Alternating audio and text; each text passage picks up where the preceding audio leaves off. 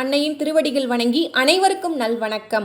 நாம் நினைத்ததை அருளும் ஆடி முதல் வெள்ளிக்கிழமை அன்று குலதெய்வ வழிபாடு மிகவும் சிறப்பானதாகும். ஆடி வெள்ளிக்கிழமைக்கு முதல் நாளே வீட்டை தூய்மை செய்து மாக்கோலம் இட வேண்டும்.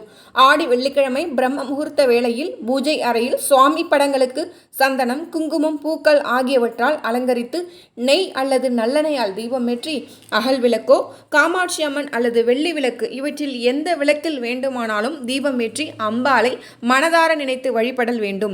அம்பாளுக்கு பிடித்த மஞ்சளும் வேப்பிலை கொழுந்தும் சுவாமிக்கு அருகே வைக்க வேண்டும்.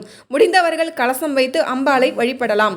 அடுத்ததாக வெற்றிலை பாக்கு, பூப்பழம், வளையல், பிளவுஸ் பீட் நம்மால் எவையெல்லாம் முடிகின்றதோ அவற்றை வைத்து அம்பாளை வழிபடலாம். முக்கியமாக திருவிளக்கு பூஜை செய்தால் சிறப்பு. மாவிளக்கு மாவு தயார் செய்து வழிபட குடும்பம் தழைக்கும். நெய்வேத்தியமாக சர்க்கரை பொங்கலோ, சுண்டலோ, பாயசம் என்று நம்மால் முடிந்ததை அம்பாளுக்கு பிரசாதமாக அமுது படைக்கலாம். அன்று முடிந்தவரை சுமங்கலிக்கு தாம்பலம் கொடுப்பது சிறப்பு. அன்று அம்பாளை எண்ணங்கள் முழுவதும் கலக்கவிட்டு அபிராமி அந்தாதி, மகாலட்சுமி அஷ்டகம், அம்பா ஸ்துதிகள், அஷ்டலட்சுமி போற்றிகள் இவற்றில் எந்த ஸ்லோகங்கள் வேண்டுமானாலும் அம்பாளை நினைத்து நாம் பாடி மகிழலாம். இதனால் நமக்கு முப்பெரும் தேவியர்களின் அருளும், குல தெய்வத்தின் அருளும் மற்றும் சப்த கன்னியர்களின் அருளும் கிடைக்கும் என்பது நம்பிக்கை.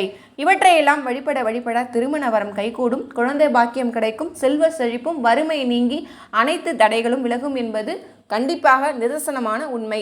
வாழ்க பல்லாண்டு, வளர்க தமிழ், வாழ்க வையகம், வாழ்க வளர்க.